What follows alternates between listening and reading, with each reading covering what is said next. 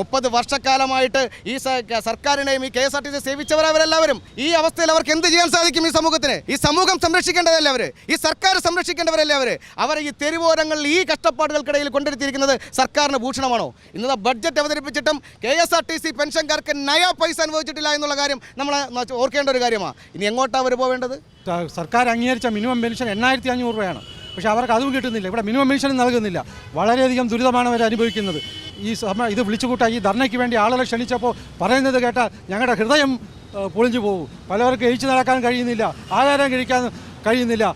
അറിയാമോ നിങ്ങൾക്ക്, ഇൻസുലിൻ എടുക്കാൻ വഴിയില്ലാതെ കിടന്ന ആളുകൾ നിന്ന് പെൻഷൻകാർ കിടന്ന് വീടുകളിൽ കിടന്ന് കഷ്ടപ്പെടുകയാണ്. ആത്മഹത്യ എന്ന പ്രശ്നമില്ല.